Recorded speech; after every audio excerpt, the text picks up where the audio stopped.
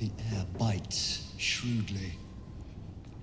It is very cold. It is a nipping and an eager air. What hour now? I think it lacks of 12. No. It is struck. Indeed? I heard it not. Then it draws near the season wherein the spirit held his wont to walk.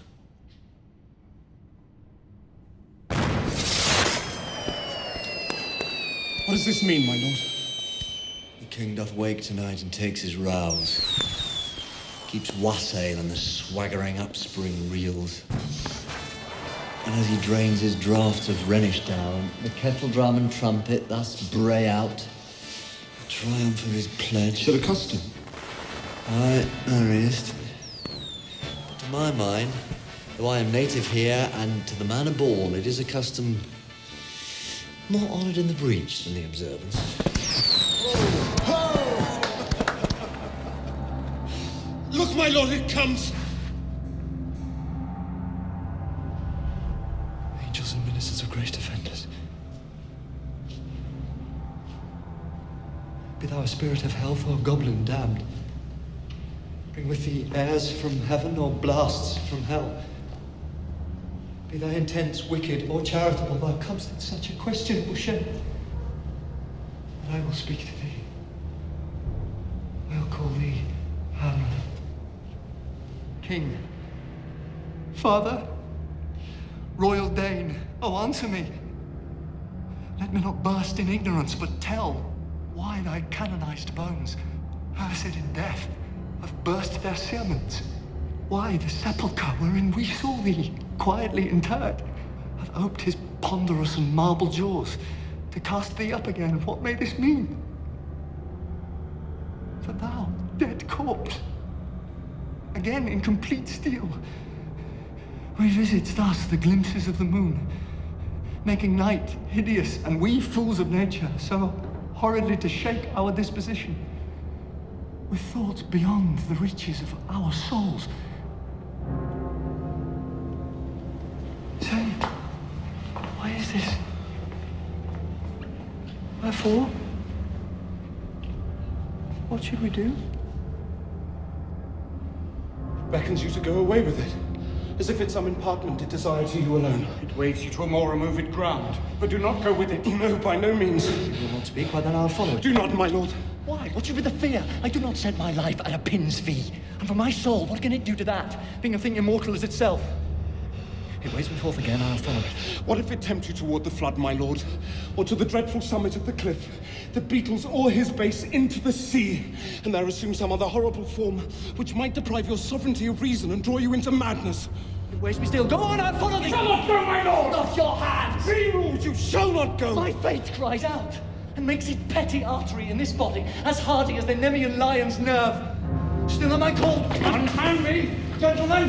By heavens, I'll make a ghost of him that lets me. I say! Wait. Go on! I follow thee. He waxes desperate with imagination. Let's follow. 'Tis not fit thus to obey him. Have after. To what issue will this come? Something's rotten in the state of Denmark. Heaven will direct it. Nay, let's follow! Where wilt thou lead me? Speak! I'll go no further. Mark me! I will. My hour is almost come, when I to sulphurous and tormenting flames must render up myself. Alas, poor ghost. Pity me not! But let my serious hearing to what I shall unfold. Speak. I am bound to hear. So art thou to revenge when thou dost hear? What? I am thy father's spirit, doomed for a certain term to walk the night, and for the day confined to fast in fires, till the foul crimes done in my days of nature are burned and purged away. But that I am forbid to tell the secrets of my prison house. I could a tale unfold whose lightest word would harrow up thy soul, freeze thy young blood, make thy two eyes like stars start from their spheres. But this eternal blaze on must not be to ears of flesh and blood. List! Oh, list, if thou didst ever thy dear father love, Oh, God. revenge his foul and most unnatural murder. Murder. Murder! Most foul, as in the best it is, but this most foul, strange, and unnatural. Haste me to know it, that I with wings as swift as meditation or the thoughts of love may sweep to my revenge. I find thee apt. It is given out that sleeping in my orchard, a serpent stung me. But know, thou noble youth, the serpent that did sting thy father's life now wears his crown. Oh, my prophetic soul, my uncle. That incestuous, that adulterate beast, with witchcraft of his wit, with traitorous gifts won to his shameful lust. The will of my most seeming virtuous queen. Oh, Hamlet, what a falling off was there from me, whose love was of that dignity that it went hand in hand even with the vow I made to her in marriage. And to decline upon a wretch whose natural gifts were poor to those of mine. But lust, though to a radiant angel linked, will sate itself in a celestial bed and prey on garbage. But soft. Methinks I scent the morning air. Brief let me be. Sleeping within my orchard, my custom always in the afternoon, upon my secure hour, thy uncle stole with juice of cursed Lebanon in a vial, and in the porches of mine ears did pour the leprous distilment, whose effect holds such an enmity with blood of man that, swift as quicksilver, it courses through the natural gates and alleys of the body, and with a sudden vigor doth posset and curd the thin and wholesome blood.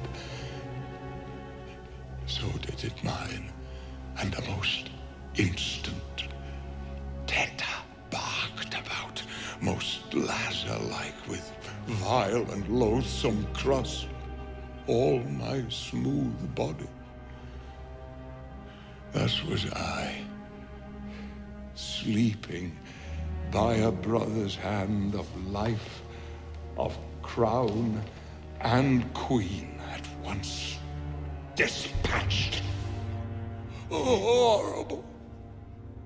Most horrible. Oh, God! If thou hast nature in thee, bear it not. Let not the royal bed of Denmark be a couch for luxury and damned incest. But howsoever thou pursuest this act, taint not thy mind, nor let thy soul contrive against thy mother aught. Leave her to heaven, and to those thorns that in her bosom lodge to prick and sting her. Fare thee well at once. Ah, the glowworm shows the matin to be near, and gins to pale his ineffectual fire. Adieu. Adieu, Hamlet. Remember me!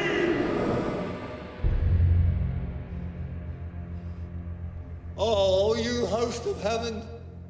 Oh, earth, what else? And shall I couple hell? Oh, fie. Hold my heart. And you, my sinews grow not instant old, but bear me stiffly up. Remember thee! Aye, thou, poor ghost, while memory holds a seat in this distracted globe, remember thee! Yea, From the table of my memory, I'll wipe away all trivial fond records, all saws of books, all forms, all precious past that youth and observation copied there. And thy commandment all alone shall live within the book and volume of my brain, unmixed with baser matter. Yes, by heaven! Oh, most pernicious woman. Oh, villain. Villain. Smiling, damned villain. My tables meet it is. I set it down that one may smile. And smile. And be a villain. At least, I'm sure it may be so in Denmark. So, Uncle. There you are.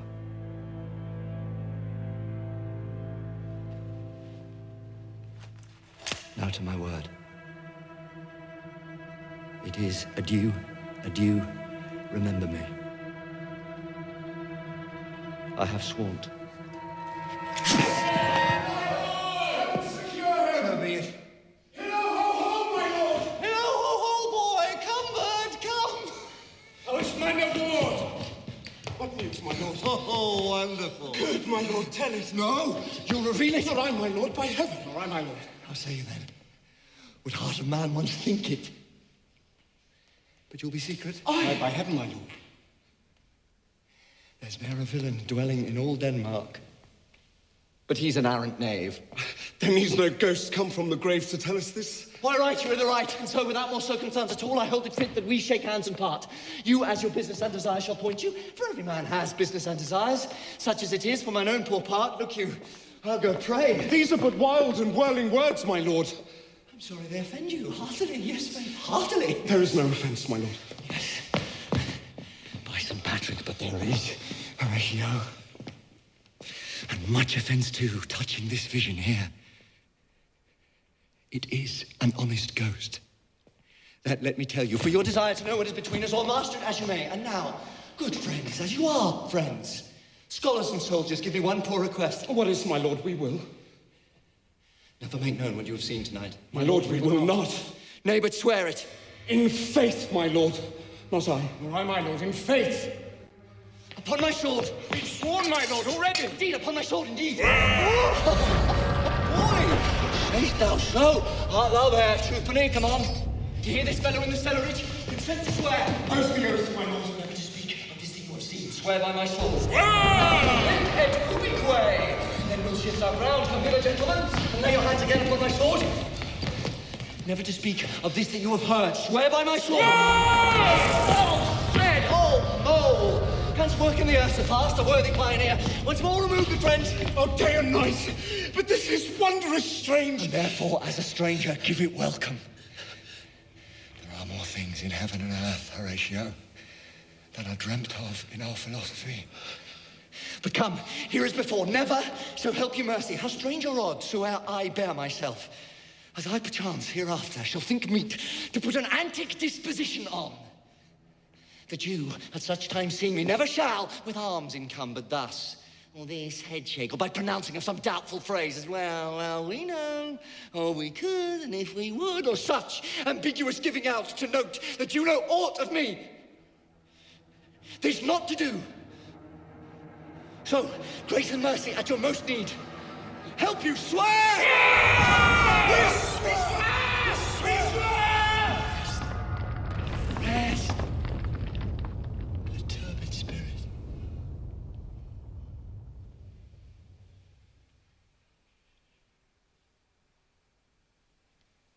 So, gentlemen, let us go in together. And still your fingers on your lips, I pray.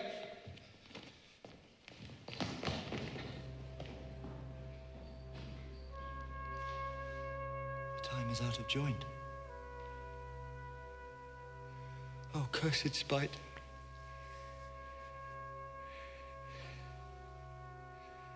That ever I was born to set it right.